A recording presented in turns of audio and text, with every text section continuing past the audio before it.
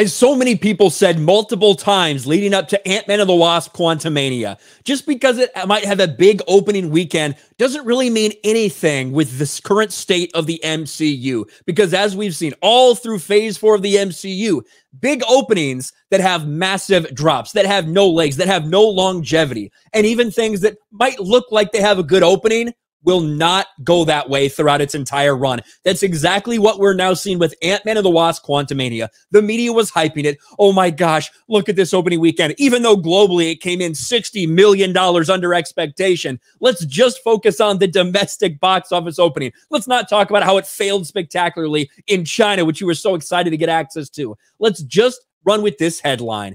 Ant-Man and the Wasp: Quantumania on track for franchise best opening at box office.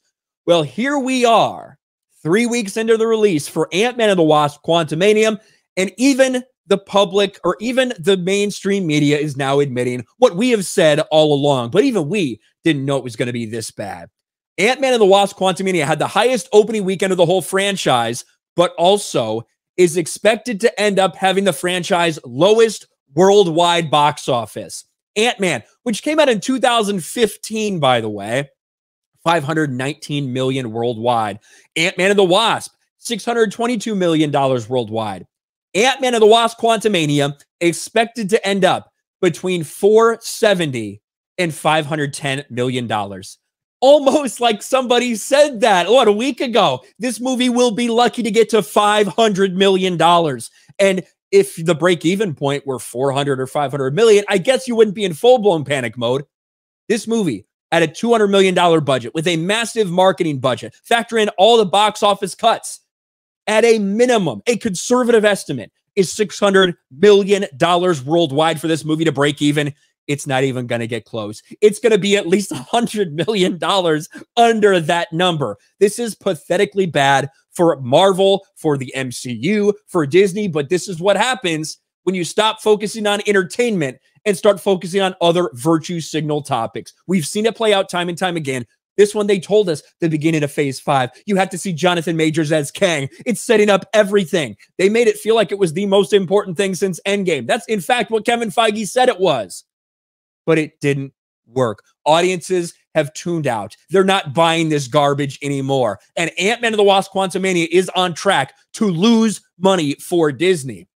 When you look at this most recent box office weekend, look at this, $12.4 million in its third weekend. Like we said, if you want to go by all these other trackings from years and years ago, well, we can pull up Ant-Man's third weekend in the box office, $12.8 million.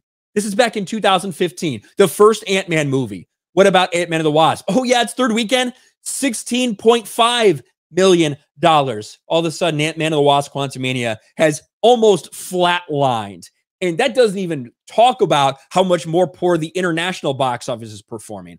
Look at the box office split for these other movies, making twice as much almost internationally as they did here domestically. You're not seeing numbers like that anymore.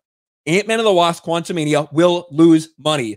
Creed 3 dominated it. It way overperformed. You know, a lot of people saying, oh, well, you know, it's just a little off projections, blah, blah, blah. No, it way outperformed what it was projected to get. It's not that people aren't willing to go to the box office.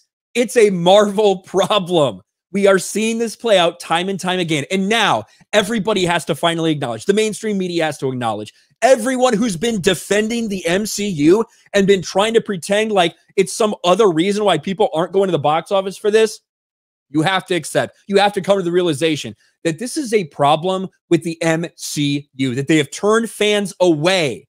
And at this point in time, it's going to be a really hard job for them to get those fans back.